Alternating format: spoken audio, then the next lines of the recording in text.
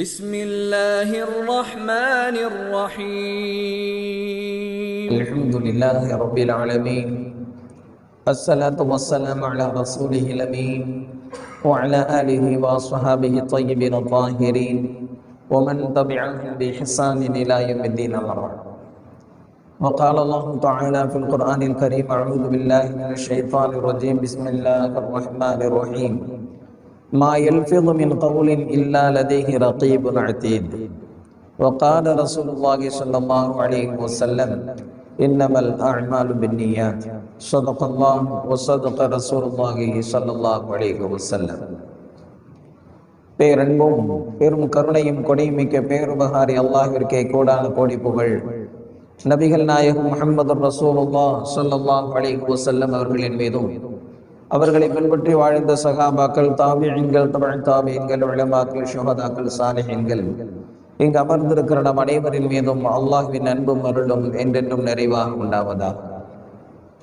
அல்லாஹ்வின் கிருபையால் அவனுடைய பொருத்தத்தை நாடியவர்களாக அவனுடைய மாளிகையில் இஅ்திகாஃபுடைய நியத்தோடு அமர்ந்திருக்கிற மார்க்க நண்பர்களே, அல்லாஹு ஜல்ல ஷானுஹு தஆலா எந்த நல்ல விஷயங்களை தங்களுடைய வாழ்க்கையில் ஏற்றி நடக்கும்படி கட்டளையிட்டுள்ளானோ அந்த விஷயங்களை தங்களுடைய வாழ்க்கையில் ஏற்றி நடக்கும்படியும், எந்த விஷயங்களை விட்டு விலகி இருக்கும்படி கட்டளையிட்டுள்ளானோ அந்த விஷயங்களை விட்டு விலகி இருக்கும்படியும் எனக்கும் உங்களுக்கும் தக்வாவை கொண்டு இறை எச்சத்தை கொண்டு நசீஹத்து செய்தவனாக எனது உரையை ஆரம்பம் செய்கிறேன்.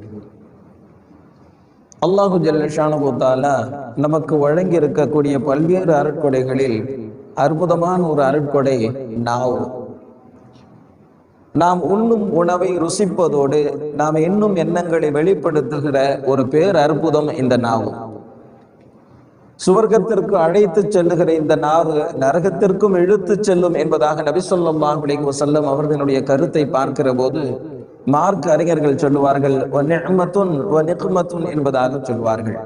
இது ஒரு அருட்கொடை, அதே நேரத்தில் மிக பெரும் சோதனை என்பதாக சொல்லுவார்கள்.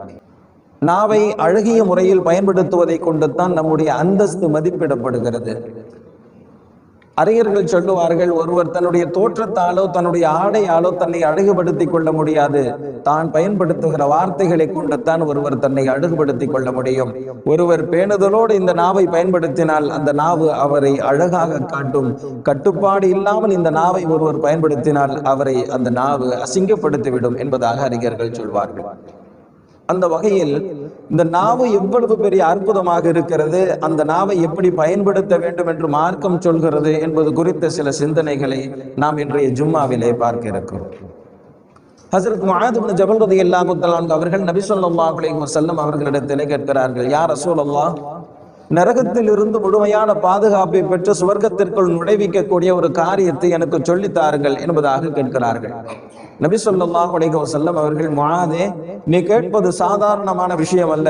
நரகத்திலிருந்து பாதுகாப்பும் வேண்டும், சுவர்க்கத்திற்குள் நுழைவிக்கவும் வேண்டும் என்றால் அது குறித்து நான் சொல்கிறேன் கேள் என்பதாக சொல்லி இஸ்லாத்தினுடைய சில கொள்கை கோட்பாடுகளை சொல்லிவிட்டு கடைசியாக சொல்கிறார்கள், எல்லாவற்றிற்கும் பொதுவான ஒரு விஷயத்தை நான் சொல்லுகிறேன் என்று சொல்லி தன்னுடைய நாவை வெளியே நீட்டி அதை சைக்கினை காட்டி, இந்த நாவை அஞ்சிக்கொள், இதை கட்டுப்பாட்டோடு பயன்படுத்து என்பதாக நபி ஸல்லல்லாஹு அலைஹி வஸல்லம் அவர்கள் சொன்னார். அப்போது ஹஜ்ரத் முஆத் இப்னு ஜபல் ரலியல்லாஹு தஆலா அன்ஹு அவர்கள் கேட்கிறார்கள், யா ரசூலல்லாஹ், இந்த நாவால் பேசப்படுகிற பேச்சுக்களுக்கு அவ்வளவு தாக்கம் இருக்கிறதா என்பதாக கேட்டார்கள். அப்போது நபி ஸல்லல்லாஹு அலைஹி வஸல்லம் அவர்கள் சொன்னார்கள், நாளை மறுமையில் அதிகமானவர்களை நரகத்திற்கு இழுத்துச் செல்லக்கூடியவை இந்த நாவு அறுவடை செய்த தீங்குகள் தான் என்பதாக சொன்னார்கள். ஒரு சஹாபி நபி ஸல்லல்லாஹு அலைஹி வஸல்லம் அவர்களிடத்திலே கேட்கிறார், யா ரசூலல்லாஹ், மார்க்கத்திலே நிறைய விஷயங்கள் போதிக்கப்படுகிறது, எனக்கு சுருக்கமாக சொல்லுங்கள், நான் பின்பற்றுவதற்கு இலகுவாக இருக்கட்டும் என்பதாக சொன்னார்.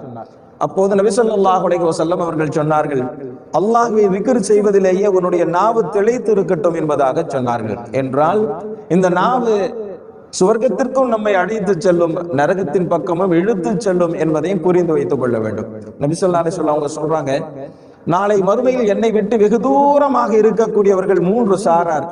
முதலாவது சாரார் தொணதொணவென்று பேசிக்கொண்டே இருக்கக்கூடியவர்கள், இரண்டாவது சாரார் நினைத்ததை எல்லாம் உளறி கொட்டக்கூடியவர்கள், மூன்றாவது சாரார் சிறிய விஷயத்தையும் பெரிதுபடுத்தி பேசக்கூடியவர்கள் என்பதாக மூன்று சாராரை சொன்னார்கள். இந்த மூன்று சாராரும் நாவு சம்பந்தப்பட்டவர்கள் என்பதை யோசிக்க வேண்டும். நபி ஸல்லல்லாஹு அலைஹி வஸல்லம் அவங்க இன்னும் புரியுற மாதிரி ரொம்ப அழகான விதத்துல நமக்கு சொல்லி இருக்கிறாங்க பாருங்க. ஒவ்வொரு நாளும் நம்முடைய எல்லா உறுப்புகளும் நாவை பார்த்து சொல்லுமா, நீ ஒழுங்காக இருந்தால் அது எங்களுக்கு பாதுகாப்பு, நீ வரம்பு மீறி பேசினால் அது எங்களுக்கு தான் பாதிப்பு என்பதாக ஒவ்வொரு உறுப்பும் சொல்லுமா. நாவு பேசினால் அவன் கன்னத்தில் அறைவான், கையை உடைப்பான். இதை நபி ஸல்லல்லாஹு அலைஹி வஸல்லம் அவர்கள் மிக அழகான வார்த்தைகளை கொண்டு நமக்கு விளக்கி இருக்கிறார்கள். ஹஜ்ரத் இப்னு அப்பாஸ் ரலியல்லாஹு தஆலா அன்ஹு அவங்க சொல்றாங்க, நாளை மறுமையில் ஒரு மனிதன் மிக அதிகமாக கோபப்படக்கூடிய ஒன்று தன்னுடைய நாவு அறுவடை செய்து கொண்டு வரக்கூடிய அந்த தீங்குகளை பார்த்து மிகப்பெரிய அளவில் கை செய்தப்படுவான். அந்த அளவிற்கு வேறு எதை பார்த்தும் கை செய்தப்பட மாட்டான் என்பதாக ஹஜ்ரத் இப்னு அப்பாஸ் ரலியல்லாஹு தஆலா அன்ஹு அவர்கள் சொல்லுகிறார்கள்.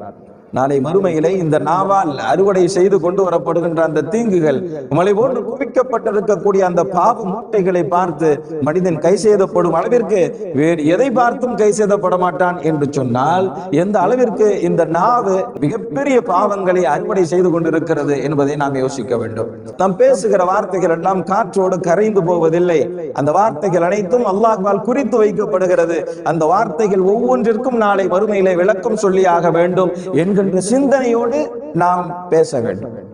நாம் பேசுகிற ஒவ்வொரு வார்த்தையும் கரைந்து போவதில்லை, மறைந்து போவதில்லை. அல்லாஹ்வால் வானவர்களின் மூலம் குறித்து வைக்கப்படுகிறது. மா யல்ஃபிது மின் கௌலின் இல்லா லதைஹி ரகீபுன் அதீத். வானவர்கள் குறித்து வைக்காமல் ஒரு வார்த்தையை கூட பேச முடியாது என்பதாக அல்லாஹ் சொல்லுகிறார். நம்முடைய முன்னோர்கள் எந்த அளவிற்கு தன்னுடைய நாவை பாதுகாத்தார்கள் என்று சொன்னால், இமாம் அப்துல்லாஹ் இப்னு வஹப் என்கின்ற ஒரு பெரியார் இருந்தாங்க. அவங்க சொல்றாங்க, புறம் பேசுறதுல இருந்து தன்னுடைய நாவை எப்படியாச்சும் பாதுகாத்துக்கணும்னு சொல்லிட்டு நான் ஒரு நேர்ச்சை செஞ்சேன். என்ன அப்படின்னா, யாரையாச்சும் புறம் பேசிட்டா உடனே ஒரு நோன்பு வச்சிடணும் அப்படின்னு சொல்லி நேர்ச்சை பண்ணேன். புறம் பேசிட்டா உடனே நோன்பு வச்சிருவேன், திரும்ப புறம் பேசிட்டா திரும்ப நோன்பு வச்சிருவேன். இப்படியே நோன்பு வச்சு உடல் எல்லாம் பலகீனம் ஆயிடுச்சு, புறம் பேசுறது நிக்கல. அப்புறம் திரும்ப முடிவு பண்ணினேன், இன்னுமே புறம் பேசினா ஒரு 10 திர்ஹம் சதகா செஞ்சிடணும்னு சொல்லிட்டு முடிவு பண்ணேன். அதுக்கப்புறம் புறம் பேசும்போது 10 திர்ஹம் சதகா செஞ்சிருவேன், திரும்ப புறம் பேசும்போது 10 திர்ஹம் சதகா செஞ்சிருவேன். பணத்தினுடைய தேவை எனக்கு இருந்த காரணத்தினால் சதகா திரும்ப செய்ய முடியாமல் புறம் நின்று போய்விட்டது என்பதாக சொன்னார். புறம் பேசி நோன்பு வைத்துக் கொண்டிருந்தேன், ஆனால் புறம் நிற்கவில்லை. ஆனால் புறம் பேசினால் தர்மம் செய்ய வேண்டும் என்று நான் முடிவெடுத்ததற்கு பிறகு தொடர்ந்து தர்மம் செய்ய முடியவில்லை, புறம் நின்று விட்டது என்பதாக இமாம் அப்துல்லாஹ் இப்னு வஹப் ரஹிமஹுல்லாஹ் அவர்கள் சொல்லுகிறார்கள். ஒரு மஜ்லிஸ் கூடுச்சு அப்படின்னு சொன்னா, அது கூடும் போதே நம்முடைய பெரியார்கள் எல்லாம் ஒரு விஷயத்தை பேசுவாங்களாம், அல்லாஹ்வை நினைவு கூறப்படும் வரை இந்த மஜ்லிஸ் நடக்கட்டும், மக்கள் குறித்து பேச ஆரம்பித்து விட்டால் இந்த மஜ்லிஸ் கலைந்து போகட்டும் என்பதாக சொல்வார்கள். நிறைய அறிஞர்கள் இப்படி சொல்வார்கள், தொழுவது, நோன்பு வைப்பது, ஜக்காத்து கொடுப்பது, மற்ற வணக்க வழிபாடுகளில் ஈடுபடுவதை மட்டுமே வணக்கம் என்று நினைக்கிறோம். ஆனால் நாவை பேணுவது மிகப்பெரிய வணக்கம் என்பதாக நம்முடைய அறிஞர்கள் சொல்லித் தருகிறார்கள். ஆக நம்முடைய நாவை நாம் எப்படி பயன்படுத்துகிறோம் என்று காலையில் இருந்து இரவு வரை ஒவ்வொரு சந்தர்ப்பத்திலும் எச்சரிக்கையோடு நாம் இருக்க வேண்டும். தேவையில்லாத வார்த்தைகளை பயன்படுத்தி நம்முடைய நன்மைகளை வீணடித்து விடக்கூடாது. நாவு அறுவடை செய்யக்கூடிய 10 வகையான தீங்குகள் குறித்து சொல்வார்கள். அதில் முதலாவது, இந்த நாவு வரம்பு மீறி பேசுகிற நேரத்தில் ஷிர்க் வெளிப்பட்டு விடலாம். மனிதன் கோபத்தில் இருக்கிற நேரத்தில், சோதிக்கப்படுகிற நேரத்தில் அவன் உளறுகிற வார்த்தைகளில் மிக முக்கியமான ஒன்று ஷிர்கான வார்த்தைகளை பேசிவிடுவது. நான் தொழுகாந்த தொழுகையா, நான் கேட்காத துவாவா, அல்லாஹ் என்னுடைய துவாவை மட்டும் கபூல் செய்கிறதே இல்லை என்று சொல்லிவிடுவான். ஏதோ ஒரு சோதனையில் நொந்து கொண்டு என்ன பேசிடுவான், இந்த பச்சை குழந்தைகள் பாலஸ்தீனத்தில் இப்படி செத்து மடிகிற நேரத்தில் அல்லாஹ் என்ன உதவி செய்கிறதே இல்லை, அல்லாஹ் கண்ணை மூடுகிறானே என்பதாக. இவெல்லாம் அறியாமையால், கோபத்தில், சோதிக்கப்படுகிற நேரத்தில் நாம் உளறி விடுகின்ற சில வார்த்தைகள் ஷிர்கான வார்த்தைகள். இதுல கவனம் வேண்டும். இரண்டாவதாக அறிஞர்கள் சொல்லுவார்கள், மார்க்க அறிஞர்களை குறை பேசுவது, மார்க்க காரியங்களை கேலி செய்வது. ஒரு முறை தபூக்கு போரில் இருந்து சகாபாக்கள் திரும்பி வந்துகிட்டு இருக்கிற நேரம் ஒரு இடத்துல தங்கினாங்க. ஒரு 4 பேர் கூடி பேசிக்கிட்டு இருந்தாங்க. அப்போ ஒரு சகாபி சொன்னாரு, குர்ஆனை மனனம் செய்திருக்கக்கூடிய காரிகள் கூட போர்க்களம் என்று வந்து விட்டால் கோழைகளாகி விடுகிறார்கள் என்பதாக சொன்னார். போருக்கு வந்தார்கள், காரிகளாக இருக்கிறார்கள், குர்ஆனை மனனம் செய்திருக்கிறார்கள். ஆனால் போர்க்களம் என்று வந்துவிட்டால் கோழைகளாகி விடுகிறார்கள் என்பதாக ஒரு சகாபி அங்க இருக்கக்கூடிய மற்ற 3 சகாபாக்களிடத்துல சொல்றார். ஹஜ்ரத் இப்ராஹீம் அலைஹிஸ்ஸலாம் அவர்கள் இந்த செய்தியை கொண்டு நபி ஸல்லல்லாஹு அலைஹி வஸல்லம் அவர்களிடத்திலே வருகிறார்கள். திருக்குர்ஆனுடைய ஒரு வசனத்தோடு وَلَئِنْ سَأَلْتَهُمْ لَيَقُولُنَّ إِنَّمَا كُنَّا نَخُوضُ وَنَلْعَبُ قُلْ أَبِاللَّهِ وَآيَاتِهِ وَرَسُولِهِ كُنْتُمْ تَسْتَهْزِئُونَ. அவர்களிடத்தில் நீங்கள் கேட்டால் என்ன சொல்வார்கள் தெரியுமா? நாங்கள் சும்மா விளையாட்டா பேசணும், சும்மா கேலியாக பேசணும் என்பதாக சொல்வார்கள். அவர்களிடத்தில் சொல்லுங்கள், குல் அபில்லாஹி வ ஆயாத்திஹி வ ரசூலிஹி குன்தும் தஸ்தஹ்சிஊன். அல்லாஹ்வையும் அவருடைய வசனங்களையும் அவருடைய ரசூல்மார்களையும் நீங்கள் கேலி பேசுகிறீர்களா என்பதாக நபியே நீர் கேளும் என்பதாக இந்த வசனம் வருகிறது. நபி ஸல்லல்லாஹு அலைஹி வஸல்லம் அவர்கள் இந்த நாள் வரை தேடி வருகிறார்கள். அவர்களை அழைத்து கேட்கிறார்கள், குல் அபில்லாஹி வ ஆயாத்திஹி வ ரசூலிஹி குன்தும் தஸ்தஹ்சிஊன். அல்லாஹ்வையும் அவருடைய வேத வரிகளையும் அவருடைய ரசூல்மார்களையும் நீங்கள் கேலி பேசுகிறீர்களா என்பதாக நபி ஸல்லல்லாஹு அலைஹி வஸல்லம் அவர்கள் கடிந்து கொண்டார்கள். அப்போது பேசி அந்த சகாபி நபி ஸல்லல்லாஹு அலைஹி வஸல்லம் அவர்களுக்கு பின்னால் ஓடி வருகிறார். யா ரசூலல்லாஹ், நான் சும்மா தான் பேசினேன், விளையாட்டு தான் பேசினேன், கேலியாகத்தான் பேசினேன், நான் உண்மையிலேயே அதை அவ்வளவு அழுத்தமாக சொல்லவில்லை என்பதாக அவர் மன்னிப்பு கேட்டு வருகிறார். நபி ஸல்லல்லாஹு அலைஹி வஸல்லம் அவர்கள் ஒட்டகத்தின் மீது ஏறி அமர்ந்து அப்படியே செல்ல ஆரம்பிக்கிறார்கள். அந்த சகாபி ஒட்டகத்தினுடைய கடிவாளத்தை பிடித்துக் கொண்டு நபி அவர்களிடத்திலே மன்றாடி கொண்டே வருகிறார். நபி ஸல்லல்லாஹு அலைஹி வஸல்லம் அவர்கள் இந்த வசனத்தை மீண்டும் மீண்டும் போதியவர்களாகவே ஒட்டகத்திலே பயணித்தார்கள். ஒலையில் சஅல்தஹும் லயகூலுன்ன இன்னமா குன்னா நஹூது வ நல்அப் குல் அபில்லாஹி வ ஆயாத்திஹி வ ரசூலிஹி குன்தும் தஸ்தஹ்சிஊன் என்கிற இந்த வசனத்தை நபி ஸல்லல்லாஹு அலைஹி வஸல்லம் அவர்கள் மீண்டும் மீண்டும் ஓதிக்கொண்டே சென்றார்களே தவிர அவருக்கு மன்னிப்பின் வார்த்தையை சொல்லவில்லை. என்று சொன்னால் மார்க்க அறிஞர்கள் குறித்து குறை பேசுவது அல்லாஹ்வினுடைய ரோஷத்தை கிளறி விடுவதற்கு சமம் என்பதை நாம் யோசிக்க வேண்டும். அதே மாதிரி மார்க்க காரியங்களை கேலி பேசுவது, மார்க்க காரியங்களை கேலி பேசுறது, என்ன மார்க்கத்துல தாடி வைக்கிறது, என்ன மார்க்கத்துல கரண காலுக்கு மேல ஆடை உடுத்துறது, மார்க்கத்து இதெல்லாம் சொல்லப்படுது இல்லையா?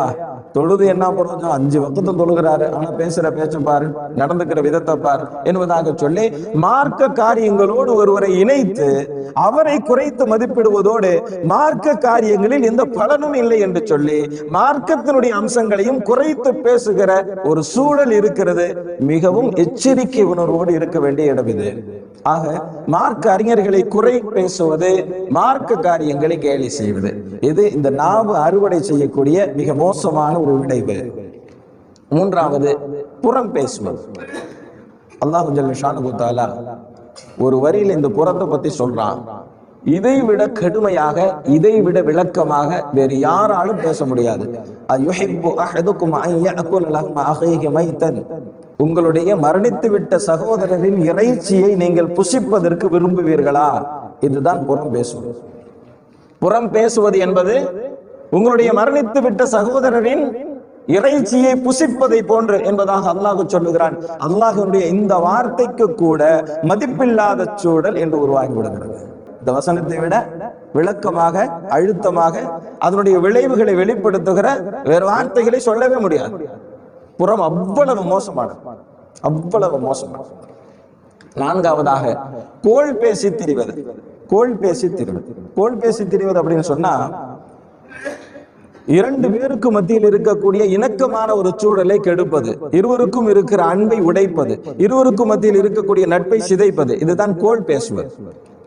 கணவன் மனைவிக்கு மத்தியில், முதலாளி தொழிலாளிக்கு மத்தியில், 2 நண்பர்களுக்கு மத்தியில், தந்தை பிள்ளைக்கு மத்தியில், ஒரு குடும்ப உறவுகளுக்கு மத்தியில் இருக்கக்கூடிய நட்பை சிதைப்பது, இது கோள் பேசி திரிவது. நபி ஸல்லல்லாஹு அலைஹி வஸல்லம் அவர்கள் சொன்னார்கள், உங்களிலேயே ஆக கெட்டவர் இருவருக்கு மத்தியில் இருக்கக்கூடிய அன்பை சிதைப்பவர் என்பதாக நபி ஸல்லல்லாஹு அலைஹி வஸல்லம் அவர்கள் சொன்னார்கள். ஒரு முறை போய்கிட்டு இருந்தாங்க சஹாபாக்களோட, 2 கபரை கடந்து போனாங்க. பக்கத்தில் இருக்கக்கூடிய மரக்கிளையிலிருந்து ஒரு கிளையை உடைச்சிட்டு வாங்கன்னு சொல்லி சஹாபாக்கள்கிட்ட சொன்னாங்க. நபி ஸல்லல்லாஹு அலைஹி வஸல்லம் அவங்க கிட்ட அந்த கிளையை உடைச்சி கொண்டு வந்து கொடுத்தாங்க. அப்ப அந்த கிளையை 2 கபரின் மீது ஊன்றுனாங்க.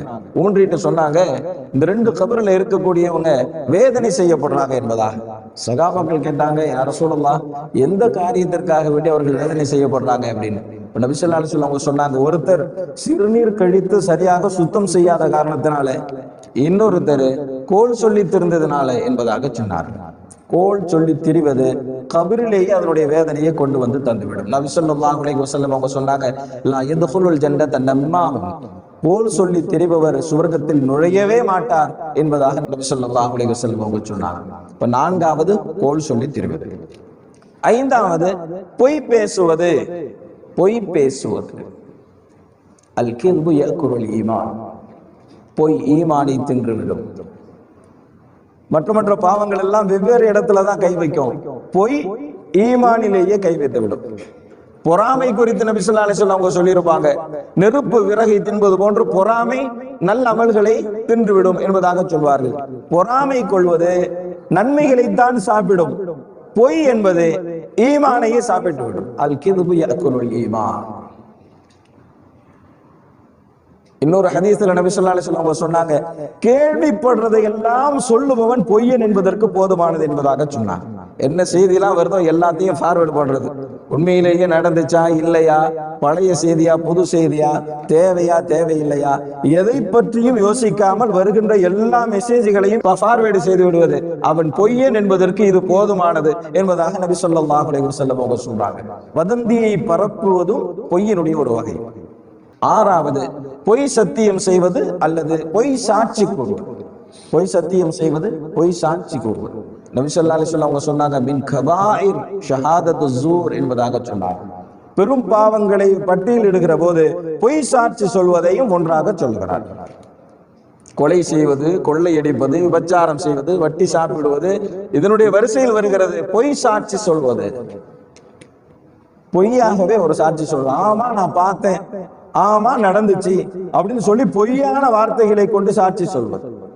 சத்தியமாக நடந்துச்சு என்று சொல்லி பொய் சத்தியம் செய்து ஒரு விஷயத்தை உறுதிப்படுத்துவது. பொய் சாட்சி சொல்வது, பொய் சத்தியம் செய்வது பெரும் பாவங்களில் ஒன்று.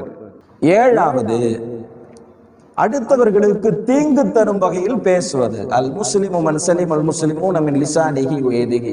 மிகவும் பிரசித்தி பெற்ற ஒரு ஹதீஸ் இது. யார் முஸ்லிம் என்றால், யாருடைய நாவாலோ கரத்தாலோ மற்ற முஸ்லிம்கள் நிம்மதி பெறுகிறார்களோ அவர்தான் முஸ்லிம். தன்னுடைய நாவால் தன்னுடைய கரத்தால் மற்றவர்களுக்கு தொல்லை கொடுக்கக்கூடியவர், மற்றவர்களுடைய நிம்மதியை கெடுக்கக்கூடியவர் முஸ்லிமே அல்ல என்பது இந்த ஹதீஸினுடைய பொருள். அடுத்தவர்களுக்கு தீங்கு தரும் வகையில், அடுத்தவர்களின் நிம்மதியை கெடுக்கும் வகையில் பேசுவது 7வது. 8வது சர்ச்சைகளை ஏற்படுத்தும் விதத்தில், குழப்பத்தை ஏற்படுத்தும் விதத்தில் நடந்து கொள்வது. குழப்பத்தை ஏற்படுத்துவது கொலையை விட கொடிய குற்றம். 8வது சபிப்பது, மற்றவர்களை சபிப்பது. நபி ஸல்லல்லாஹு அலைஹி வஸல்லம் அவங்க சொன்னாங்க, எந்த ஒரு மனிதன் மற்றவர்களை சபிக்கிறானோ அவன் நாளை மறுமையில சாட்சி சொல்லப்படவும் மாட்டான், பரிந்து பேசப்படவும் மாட்டான் என்பதாக நபி ஸல்லல்லாஹு அலைஹி வஸல்லம் அவங்க சொல்றாங்க. மற்றவர்களை சபிக்கக்கூடியவனுக்கு நாளை மறுமையில் எந்த விதமான உதவிகளும் கிடைக்காது. எவ்வளவு தொல்லை கொடுத்தாலும் சரி, எவ்வளவு மார்க்கத்திற்கு விரோதமாக செயல்பட்டாலும் சரி, அவர்களை நபி அவர்கள் சபிக்க மாட்டார், அவர்களுக்கு துஆ செய்வார், அவர்களுடைய நேர் வழிக்கு துஆ செய்வார்கள். ஆனால் அவர்களை சபிக்க மாட்டார்கள். அவர்கள் சொல்லுகிறார்கள், நான் அடுத்தவர்களை சபிக்கக்கூடியவனாக அனுப்பப்படவில்லை, அடுத்தவர்களின் மீது இரக்கம் காட்டக்கூடியவனாகத்தான் அனுப்பப்பட்டிருக்கிறேன் என்பதாக சொன்னார். ஆக 9வது மற்றவர்களை சபிப்பது. 10வது பேச வேண்டிய இடத்தில் பேசாமல் இருப்பது. இதுவும் நாவினுடைய விபரீதங்களில் ஒன்றுதான். தவறு நடக்கிறது, சொல்லலாம், சொல்லாமல் இருப்பது. பொய்யாகவே பேசுகிறார்கள், உண்மை தனக்கு தெரியும், அந்த உண்மையான நிலையை எடுத்து சொல்லலாம், ஆனால் பேசாமல் இருப்பது. ஒருவர் குறித்து அவதூறு பரப்பப்படுகிறது, நமக்கு தெரியும் அது அவதூறு என்று, ஆனால் உண்மையான நிலையை சொல்லி அவர் குறித்த நல்லெண்ணத்தை ஏற்படுத்த முடியும், ஆனால் அமைதியாக இருப்பது. இதுவும் நாவு ஏற்படுத்தக்கூடிய விபரீதங்களில் ஒன்றுதான். ஆக இந்த 10 வகையான விபரீதங்களை நாவு விஷயத்திலே அறிஞர்கள் குறிப்பிடுவார்கள். முதலாவது என்ன? ஷிர்கான வார்த்தைகளை பேசுவது. 2வது மார்க்க அறிஞர்களை குறை பேசுவது, மார்க்க காரியங்களை கேலி பேசுவது. மூன்றாவது புறம் பேசுவது. நான்காவது கோள் பேசுவது. ஐந்தாவது பொய் பேசுவது. ஆறாவது பொய் சத்தியம் செய்வது, பொய் சாட்சி செல்வது. ஏழாவது அடுத்தவர்களை நோவினைப்படுத்தும் விதத்திலே பேசுவது. எட்டாவது சர்ச்சையை ஏற்படுத்தும் வகையில், குழப்பத்தை ஏற்படுத்தும் வகையில் பேசுவது. ஒன்பதாவது மற்றவர்களை சபிப்பது. பத்தாவது பேச வேண்டிய இடத்தில் பேசாமல் அமைதியாக இருக்கும். இந்த 10 விஷயங்களையும் அறிஞர்கள் நாவோடு சம்பந்தப்படுத்தி பேசுவார்கள். இந்த 10 இடங்களில் நாவு தன்னுடைய கட்டுப்பாட்டை இழந்து விட்டால் மிகப்பெரிய ஆபத்தில் நம்மை சிக்க வைத்து விடும். நபி ஸல்லல்லாஹு அலைஹி வஸல்லம் அவங்க சொல்றாங்க, அல்லாஹ்வையும் நாளை மறுமையையும் ஈமான் கொண்டிருக்கக்கூடிய ஒருவர் பேசினால் நல்லதை பேசட்டும் அல்லது அமைதியோடு இருக்கட்டும் என்பதாக சொன்னார். அல்லாஹ் குர்ஆனிலே சொல்லுகிறான், வயலுல் லிகுல்லி ஹுமஸத்தில் லுமஸா அல்லதி ஜமஅ மாலஹு வஅத்ததா என்கின்ற அந்த வசனத்திலே, சூராவின் துவக்கத்திலேயே சொல்லுவான், இவர்களுக்கு கேடுதான். புறம் பேசி கோள் பேசி திரியக்கூடியவர்கள், அடுத்தவர்களினுடைய குறை பேசி திரியக்கூடியவர்களுக்கு கேடுதான். வயல் என்கின்ற நரகத்தில் அவர்கள் நுழைவார்கள் என்பதாக அல்லாஹ் சொல்லுகிறான். ஆக எப்படி பார்த்தாலும் இந்த நாவு நம்முடைய மதிப்பை அளவிடக்கூடியது, நம்முடைய வெற்றியை நிர்ணயிக்கக்கூடியது. எனவே இந்த நாவு விஷயத்திலே எச்சரிக்கை உணர்வோடு இருக்க வேண்டும். அல்லாஹு ஜல்ல ஷானஹு வ தஆலா அப்படி ஒரு நல்ல தௌஃபீக்கை நமக்கு தந்தருள்வானாக. வ ஆகிர் தஅவானா அல்ஹம்துலில்லாஹி ரப்பில் ஆலமீன். அஸ்ஸலாமு அலைக்கும் வ ரஹ்மத்துல்லாஹி வ பரகாத்துஹு. பள்ளிவாசலின் பராமரிப்பிற்காக வேண்டிய தாராளமாக உதவி செய்யுங்கள். அல்லாஹு ஜல்ல ஷானஹு வ தஆலா நாம் செய்யக்கூடிய உதவிகளுக்கு நிரப்பமான நற்கூலியை வழங்குவானாக.